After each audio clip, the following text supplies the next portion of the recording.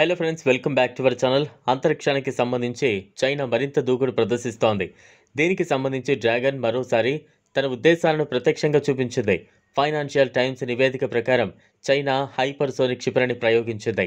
ఈ క్షిపణి అణు సామర్థ్యం కలిగిన క్షిపణి. ఈ ప్రయోగం గురించి సమాచారాన్ని కలిగి ఉన్న అనేక వనరులను ఉటంకిస్తూ ఈ సమాచారాన్ని పత్రిక బయటపెట్టింది. బీజింగ్ ఆగస్టులో అణు సామర్థ్యం కలిగిన క్షిపణిని చైనా ప్రయోగించింది. ఇది భూమిని దాని కక్షలో ల్యాండింగ్ చేయడానికి ముందు తక్కువ కక్షలో ఉందని నివేదిక తెలిపింది. క్షిపణి లక్ష్యానికి 32 కిలోమీటర్ల దూరంలో వెళ్ళిందని మరో 3 వనరులు తెలిపాయి. లాంగ్ మార్చ్ రాకెట్ నుంచి హైపర్సోనిక్ గ్లైడ్ వాహనాన్ని ప్రయోగించినట్లు ఫైనాన్షియల్ టైమ్స్ తెలిపింది. సాధారణంగా చైనా నిర్వహించే పరీక్షల గురించి సమాచారం పబ్లిక్ చేస్తారు, కానీ ఆగస్టులో ప్రారంభించడం రహస్యంగా ఉంచారు.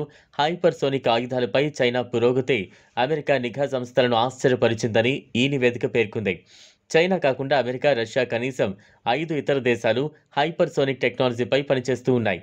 హైపర్సోనిక్ క్షిపణులు సంప్రదాయ బాలిస్టిక్ క్షిపణులు వంటి అణ్వాయుధాలను అందించగలవు. వాటి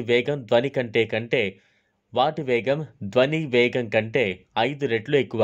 బాలిస్టిక్ క్షిపణులు తమ లక్ష్యాలను చేరుకోవడానికి ఆర్క్లో అంతరిక్షంలో ఎత్తుగా ఎగురుతాయి. అయితే హైపర్సోనిక్ వాతావరణంలోని తక్కువ పదాల్లో ఎగురుతూ ఉంది. ఇది చాలా వేగంగా దాని లక్ష్యాన్ని చేరుకోవడానికి కారణం.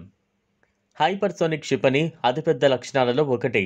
శత్రువు రాడార్ను నివారించడానికి అనేక మార్గాలు ఉన్నాయి. దాని వేగాన్ని చాలా వరకు తగ్గించగలదు. ఇది ట్రాక్ చేయడం, నివారించడం కష్టతరం చేస్తుంది. ఇది కొన్ని సబ్సోనిక్ క్రూయిజ్ క్షిపణిలా పనిచేయడం ప్రారంభిస్తుంది. యుఎస్ వంటి దేశాలు క్రూయిజ్ బాలిస్టిక్ క్షిపణుల నుంచి రక్షించడానికి రూపొందించిన వ్యవస్థలను అభివృద్ధి చేశాయి. కానీ హైపర్సోనిక్ క్షిపణులను ట్రాక్ చేసి కాల్చివేయగల సామర్థ్యాన్ని సాధించడం ఒక ప్రశ్నగానే మిగిలింది.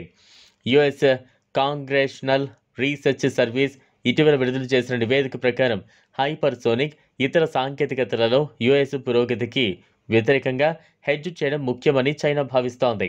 చైనా హైపర్సోనిక్ టెక్నాలజీని దూకుడుగా అభివృద్ధి చేయడానికి ఇదే కారణం. ఇదిలా ఉంటే తాజాగా పెసిఫిక్ మహాసముద్రంలో ఖండాంతర క్షిపణిని పరీక్షించినట్లు చైనా వెల్లడించింది. ఇది అమెరికా, తైవాన్, జపాన్కు ముప్పుగా పరిణమించనుందనే ఆందోళన వ్యక్తమవుతోంది. ఈ క్షిపణిని పీపుల్స్ లిబరేషన్ ఆర్మీకి చెందిన రాకెట్ ఫోర్స్ ప్రయోగించిందని గ్లోబల్ టైమ్స్ పేర్కొంది. ఈ క్షిపణిని పసిఫిక్ మహాసముద్రంలో జాడ విడిచారు. దేశ వార్షిక శిక్షణ ప్రణాళికలో భాగంగానే ఈ క్షిపణి పరీక్ష నిర్వహించినట్లు చైనా పేర్కొంది. చైనా రక్షణ మంత్రిత్వ శాఖ తెలిపిన వివరాల ప్రకారం ఈ క్షిపణి ప్రయోగం ఆయుధ పనితీరు, సైనిక శిక్షణ ప్రభావాన్ని పరీక్షించింది, నిర్దేశిత లక్ష్యాలను సాధించింది. 1989 తర్వాత మొదటిసారిగా ఐసిబిఎం పరీక్ష గురించి చైనా బహిరంగంగా తెలియజేసింది. చైనాకు చెందిన ఐసిబిఎం తొలి పరీక్ష 1980 మేలో జరిగింది. అనంతరం చైనా తన అణ్వాయుధ పరీక్షలు భూగర్భంలో నిర్వహిస్తూ వస్తోంది. ఈ వీడియో మీకు నచ్చినట్లయితే లైక్ చేయండి, షేర్ చేయండి, ఛానల్ని సబ్స్క్రైబ్ చేసుకోండి. Thanks for watching.